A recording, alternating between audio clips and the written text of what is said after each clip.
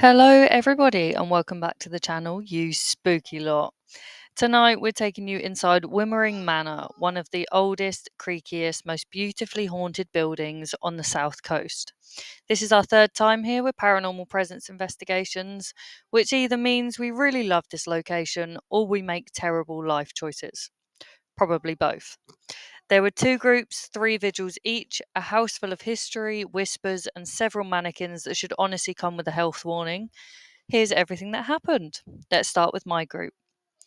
So, in Vigil 1, we kicked off the night upstairs with a human pendulum.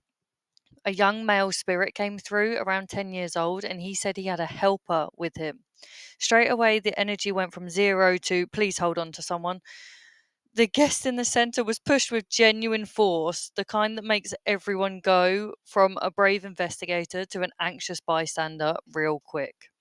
We set down K2s, REM pods, trigger objects, the whole toolkit. The atmosphere felt playful but responsive.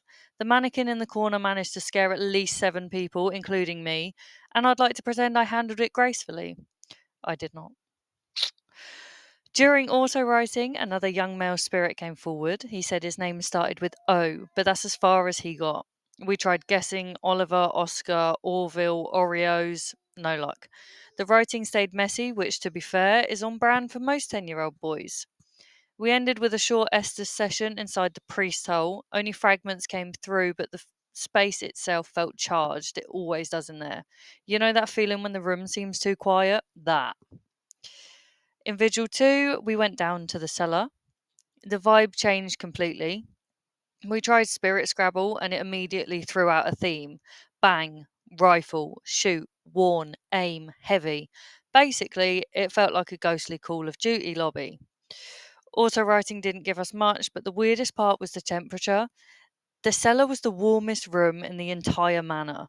If you've ever been in a centuries old house, you'll know that that is not normal. Basements are supposed to be cold and damp, not cozy. So that definitely raised some eyebrows. In Vigil 3, we started with more Spirit Scrabble, but the answers were a bit abstract. In the dining room, we tried dowsing rods, they were a bit more effective. Several spirits came through with a clear yes and no responses. Then came mirror scrying. One guest stared into the mirror and said her face has started to melt. Her lips had thinned out. No one else could see it from the outside, but her reaction was instant and genuine. She looked like she was about to cry. Mirror scrying is one of those methods where something either happens or you stare at yourself thinking, wow, I look tired. I look like I've aged about 20 years in a week. She definitely had the first experience. Um, let's go to Beth's group. So they started in the cellar with K2s and cat balls. They had a couple of spikes, nothing on cue. A few guests saw a shadow near the stairs, so they set up a laser grid, which is in one of the pictures. The dots moved every now and then, which is either a spirit or that one dot that always drifts just to annoy you. There was also taps and a small whistle heard, but nothing pointed to a specific spirit. In the downstairs area, they tried dowsing rods. One guest got no movement, the other 2 got instant responses.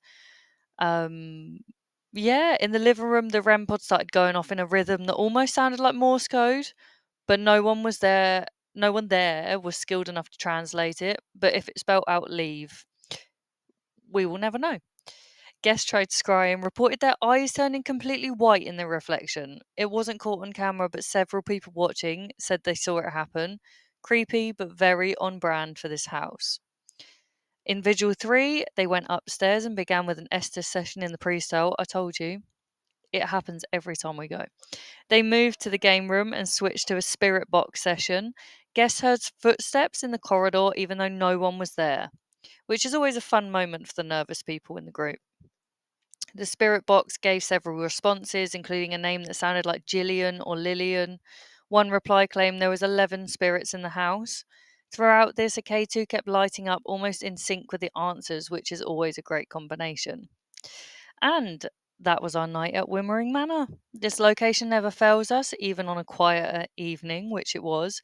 It still manages to shove someone during a pendulum, whisper strange words through Scrabble tiles, melt someone's face in a mirror, and set off equipment like it's joining in on the fun.